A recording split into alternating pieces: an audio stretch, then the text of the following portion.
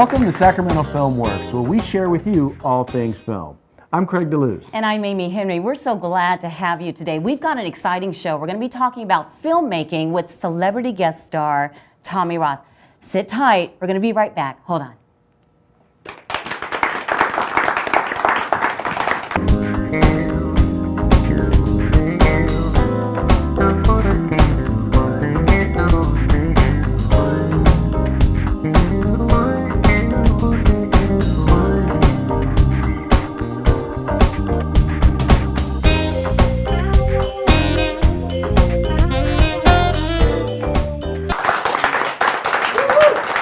Welcome back. You know, Amy, we always call making movies, we call it show business, but a lot of us don't really treat it like a business, do we? No, it's more like show hobby. Show hobby. And Yeah. for some of us, it's a very expensive hobby. Can be. But today we have a guest who got into show business for the purpose of making it a business. Yeah. And he's done quite successful. And he's going to share some of his background and his history and some of his success with us today.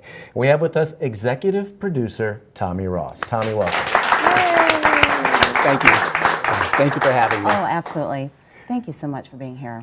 Yeah. But I do have a question for you before you launch into questions for me. Okay. I know. Well, you know, I was watching Jimmy Fallon and I was watching Arsenio Hall. Okay. And I thought it was really interesting how, with their celebrity guests, they always had some game lined up or some sort of contest. And I'm waiting to see what sort of contest or game we're going to.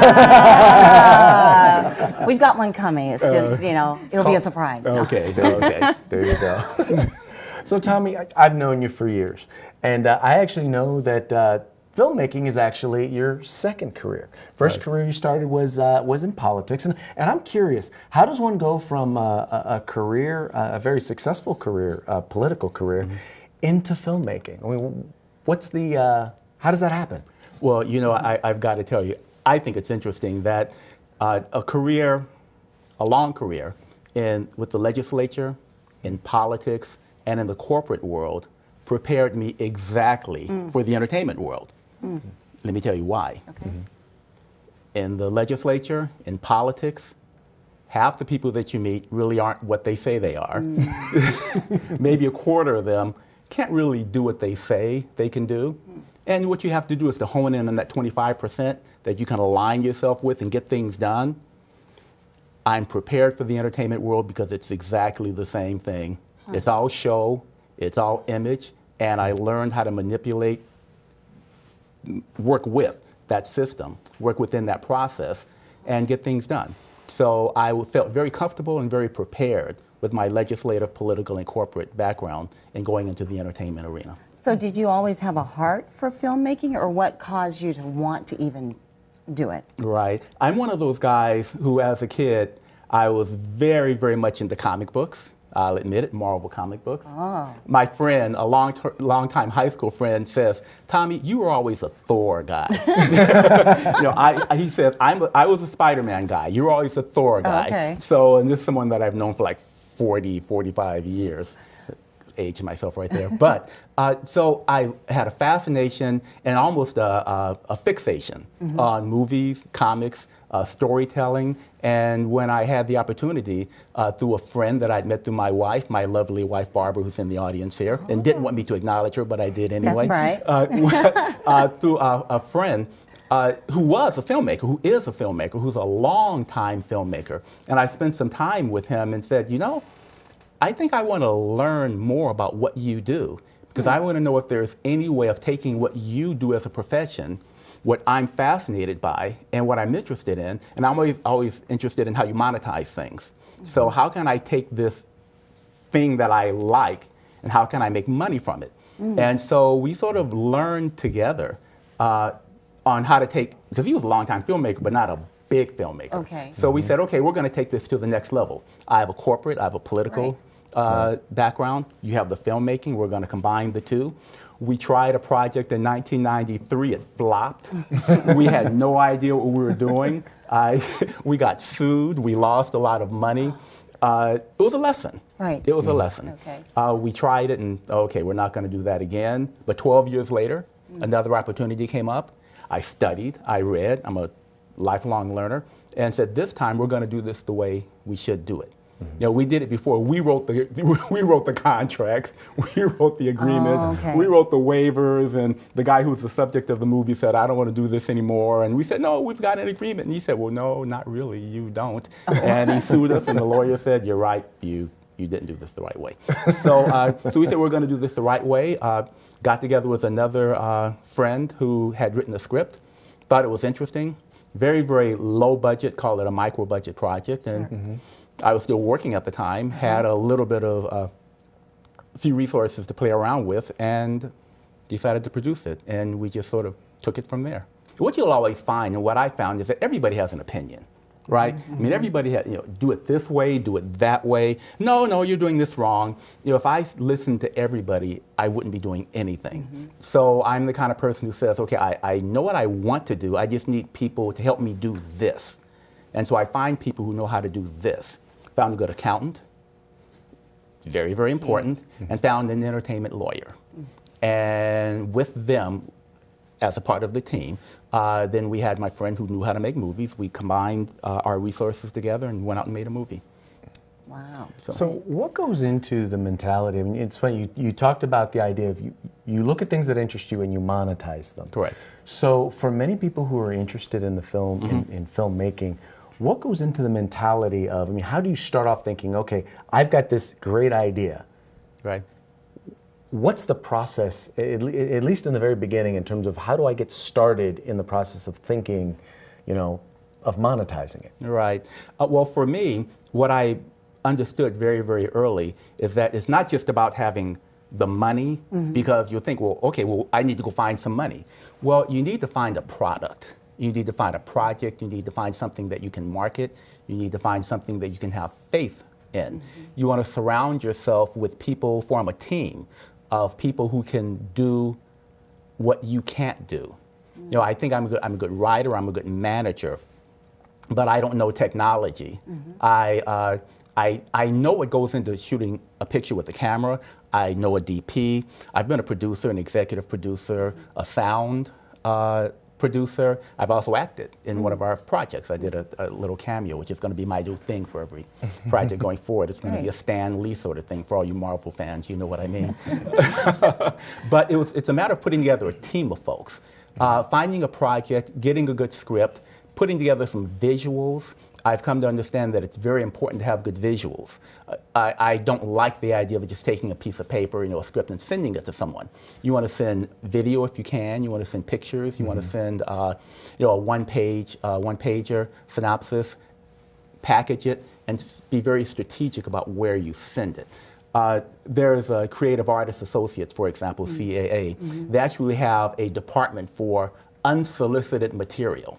They get so much stuff, they hire people just to send out rejection notices. Wow. So this whole sort of random, I've got a script, I'm going to send it to a bunch of people, I don't think that works at all. So you want to package it, you want to find targets, strategic targets of people who are doing the sort of thing that you want to do, and you want to consult with them, you want to communicate with them, you want to contact them.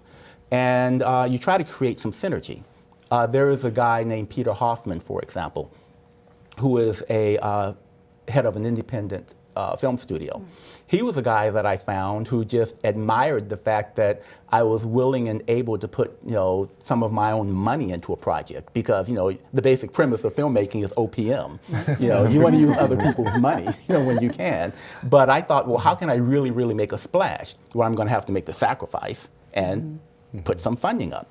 And he was a guy who said, I admire that, because you don't find that too often with people who can do that and they still put together quality projects. So young man, I'm going to take you by the shoulder. I'm going to talk to you about how you do this, how you get it distributed, the sort of things that happen after the film is released, sort of the business of doing a film that we touched on backstage.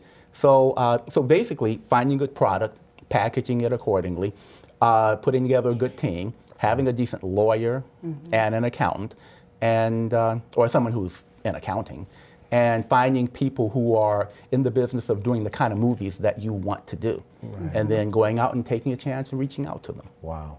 Let's go ahead and let's take a quick peek at a successful project that you did in 2012. Sure. Called Church. So let's take a quick look at a clip. Is there anybody out there that that wanna give God some glory. Well, I feel like giving God the glory. All the glory. All the glory. I feel like giving God the glory. Hey. He's been so good. So good. So good. So good. He's been so good. So good. So good. He's been so good. So good. So good. Hey. Oh, I feel like giving God praise. All the praises. All the praises. I feel like giving God praise. Hey, because He's been so good to me. He's been so good. So good. So good. So good. So good. He's been so good. So good. So good. So good. So good. Hey, so good. I said God is a good God. Yes, He is. I said God is a good God. Yes, He is. Fantastic. So tell us how you got into, well, tell us what brought about church.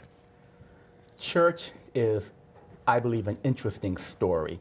You know, we did an earlier film, sort of a racy teenage coming of age film that we're not going to talk about. And Okay. two years after that, the person who wrote that script came to me and said, Tommy, I'd like your help in helping me to manage putting on a play that I did in Houston called Sunday the Musical. Very cool, you'll like it. He sent me clips, he sent me the script, I read it. Again, had some great visuals, and I said, let's do this. This is gonna be interesting. We've got a location in Houston. It's like a revival of something that had been successful a couple of years ago. A long story short, we had a major entertainer come into town on that same weekend, that was scheduled to come into town the same weekend that we were going to open. And it was very, very clear that what we were going to do was not going to work. So I looked at him, and his name was Corey. And I said, Corey, you know what's cool about this? Is that maybe we can't do this play, but this would make a very cool movie. And so why don't we see if we can take this script, switch reels, and make it into a film? And he liked the idea. It's like, yeah, as long as you'll help me do this. And again, it was an example of, okay, well, I can do my part, but let's find the other people that we need. Let's find the team. So we found the team. We had someone who knew Art Evans. Okay. We had someone who knew Daryl Coley and Blanche McAllister Dykes and Nicole Potts, who are very good gospel singers, well known in that arena. We had some people who were in the play that we flew in, low cost, put them all up in like the equivalent of one room in the Residence Inn, but they were willing to do it because they wanted to be on. They wanted to be on film. We found a couple of songwriters to write some additional songs because a lot of the songs from the play wouldn't work. It took us about 9 months to pull all this together, and we did. 9 months, that's not a lot of time. Yeah, it was. Well, you know, when you're dealing with a micro budget, you know, time is money. That's right. And so the idea is to start it, get it done, and get it in the can. Or it's the phrase "in the can." It's really in the tape or on the drive, and then try to get it out there. You know, we had a little adventure that I thought was kind of funny. I can tell you a part of the story because I had to sign a non-disclosure agreement. We ended up having to fire the star of the movie. Really? 2 weeks before rehearsal. 2 weeks before we started rehearsals. And just a number of reasons, but I have no problem with making decisions. It's like, hey man, you know, Sure. you got to go. Right. And so, we said, okay, well, what are we going to do? Luckily, a member of our team, again, you find people who can bring things to the table that you don't have, knew Darius McCrary.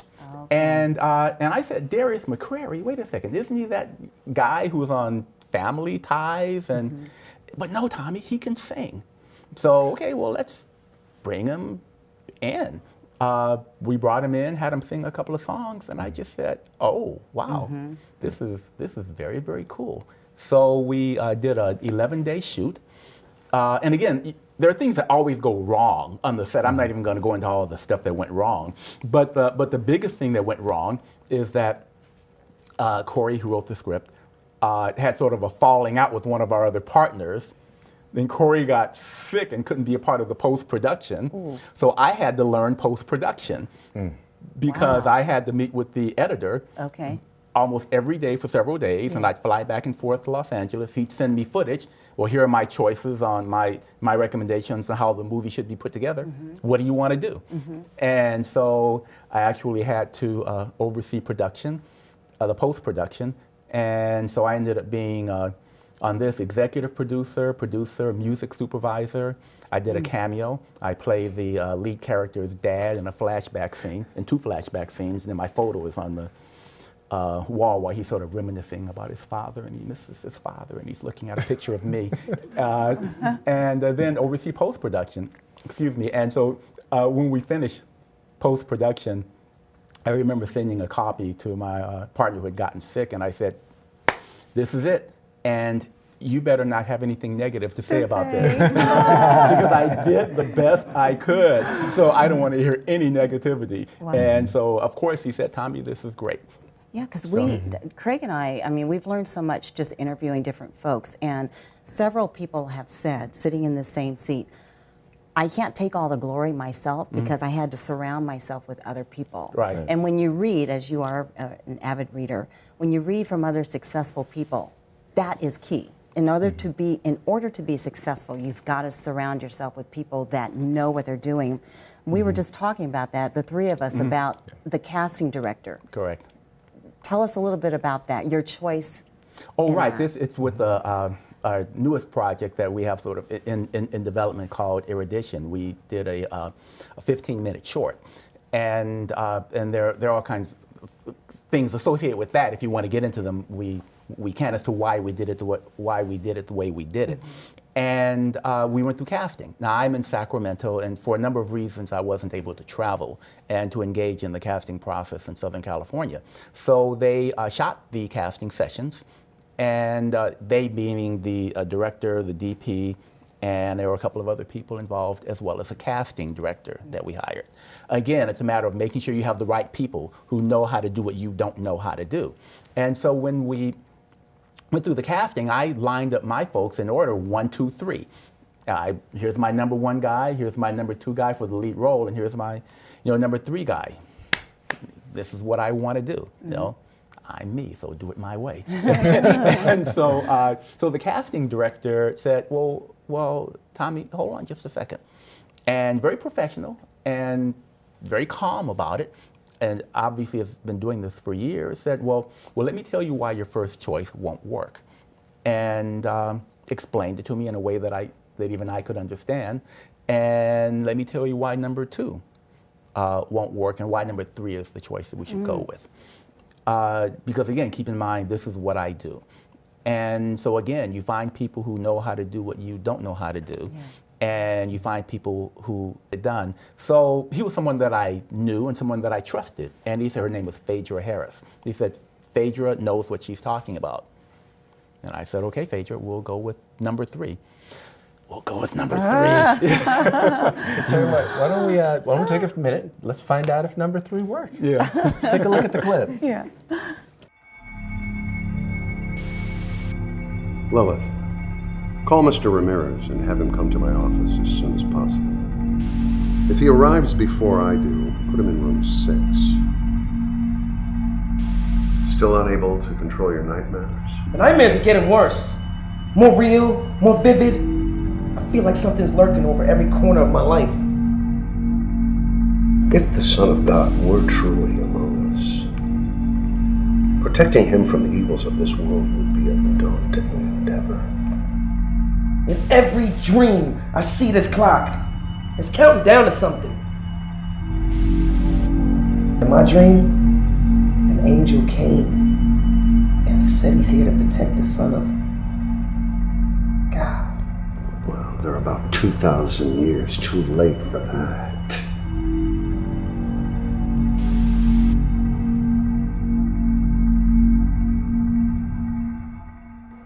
Ooh, That just makes you go, ooh. We're going to take a quick break, and then when we come back, some of our audience members are going to have some questions for Tommy Ross. So we'll be right back.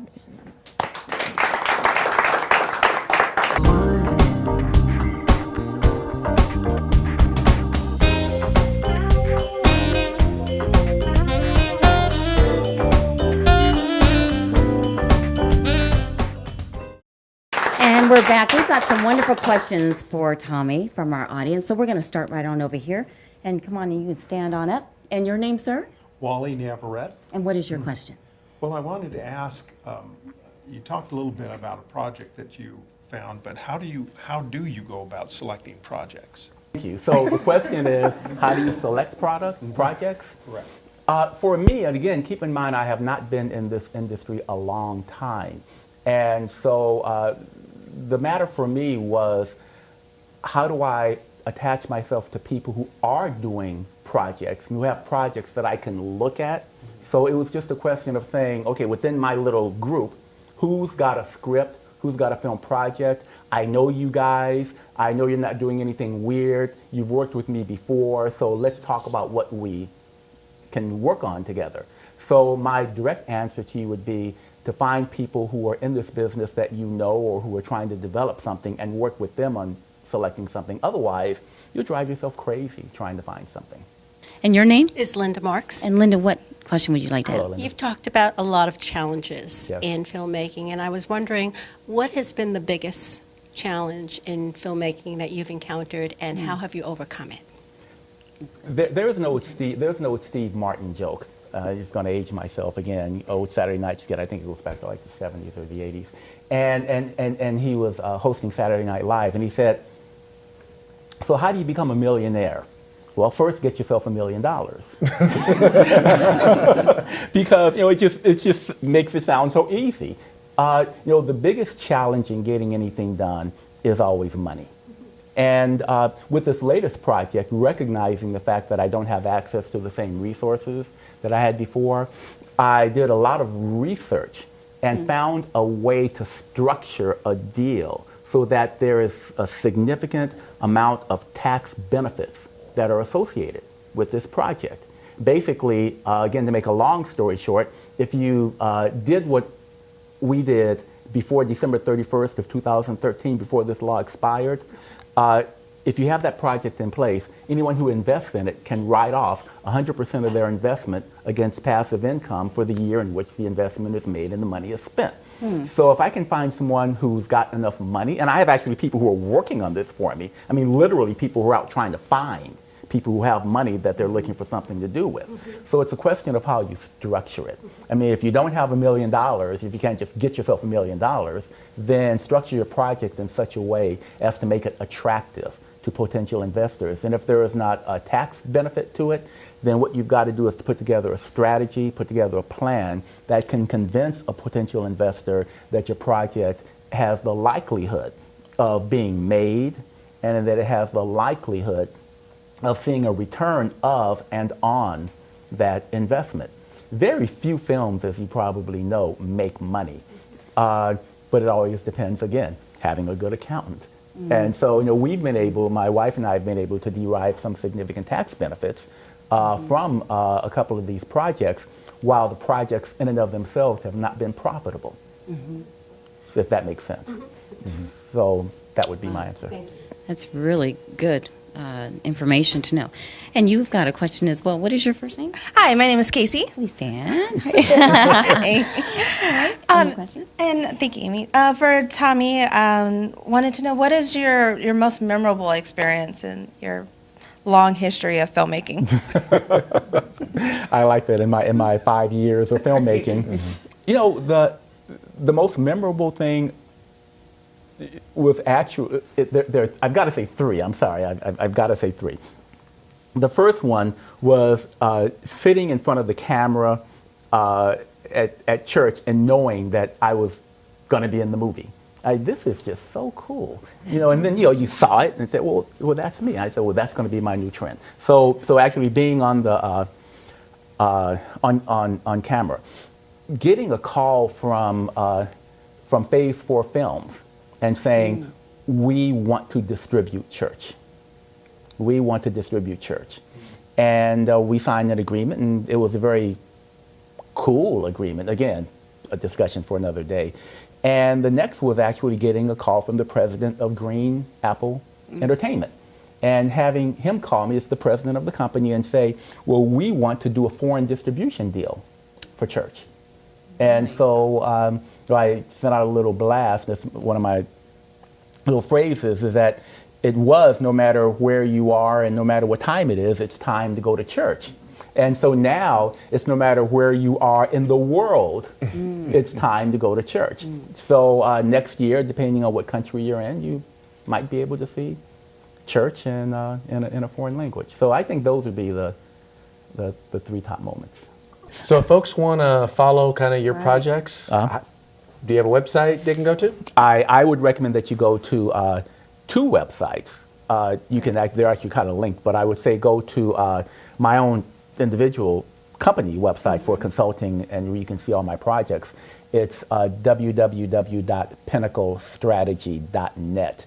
It's P as in Paul, I N as in Nancy, N as in Nancy, ACLESTRATEGY.net. Fantastic. Everyone? Great. Tommy Ross. Thank you. Well, that's it for this episode. Sacramento Film Works is a project of the Northern California Filmmakers Coalition in partnership with Access Sacramento. We'd like to thank our special guest, Tommy Ross. I'm Craig DeLuz. And I'm Amy Henry. We had a great time. This was so informative. For those of you that want to take the business side approach, or for those of you that want to take the creative side, you learned something today. Well, we are Sacramento Film Works, where we show you how film works. Thanks so much for being with us. We'll see you next time.